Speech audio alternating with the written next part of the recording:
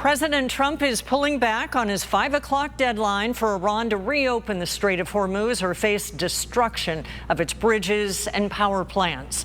About 90 minutes ago, the president posted on social media he'll agree to suspend attacks on Iran for 2 weeks as long as Iran agrees to open the strait. Iran's Supreme National Security Council says it's accepted the 2-week ceasefire and will negotiate with the U.S. in Pakistan beginning Friday. Iran's foreign minister says passage through the Strait of Hormuz will be allowed for the next 2 weeks under Iranian military management. President Trump says Iran has proposed what he calls a workable 10-point peace plan that could help end the war.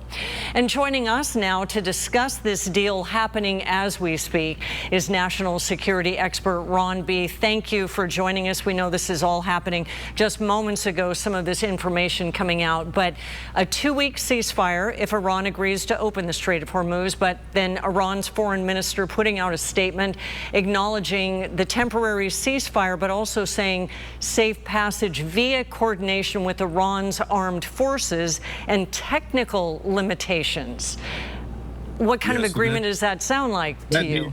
Well, it sounds like they've agreed in principle to have a ceasefire for 2 weeks, but the details have yet to be hammered out, and that those details could be subject to more scrutiny by the United States and by the president's team. So the bottom line is there won't be more attacks starting tonight because the president has agreed to a ceasefire. I think Pakistan was the mediator in this negotiation, and that means that there will be less deaths and less destruction over the next 2 weeks.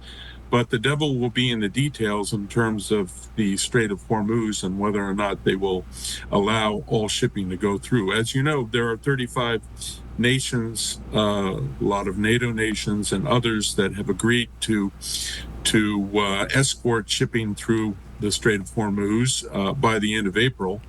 So the strait itself is probably the last vestige of leverage that the Iranians have with the Trump administration to stop the air campaign that has so devastated its Air Force, its Navy, its air defenses, and shall we say the IRGC and the besieged elements all around the country. So in one sense, this is a good sign. This will probably mean, if it works, oil prices will go down.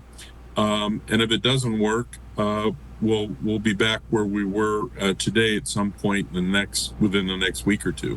And just late today, the president called a 10-point plan from Iran a workable base to possibly end the war. But in the past, their 10-point plan wasn't acceptable. Do you think there is a basis for peace now when you hear from the Supreme National Security Council that it involves regulating the transport of the Strait of Hormuz, withdrawing of U.S. forces from our bases, and limiting sanctions on Iran? So much in there. Well, if there's all of that in there, I don't think that's going to be acceptable to the president or to the countries of the Gulf, where we have defended them for the last decades and are defending them now. But at least it's an opening to see if a deal can be made. I frankly think that the president wants an unconditional surrender, and that the opening of the strait was important for a lot of political reasons, including the increase in gas prices, which speaks to the affordability theme of the midterm elections. And also, Ron, when the president announced well in advance today was his 5 p.m. deadline, threatening to blow up Iran's bridges and power plants, did that just give Iran the time it needed to coerce civilians to surround their infrastructure and cause the situation that we saw today? Yeah, that's a good point. It occurred to me too that it gave them the opportunity to respond by actually, you're not supposed to create human shields of women and children and students around any potential target in war.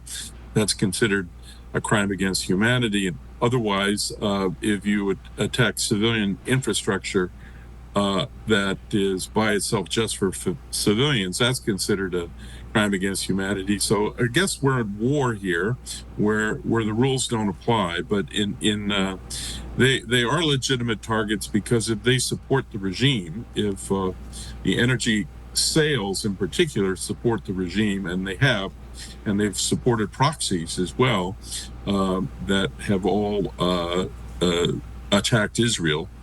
I think we have a long way to go, but at least there's a pause. We can take a breath and see what other alternatives there are to end the violence, but also promote the end of the Islamic regime in a place that wants some democracy for a change. And Ron, we appreciate it. We're going to pick up the conversation at 6 p.m. with you. A lot to unpack here, including what we can expect. There may be more things that happen. By the minute is what we're seeing this evening.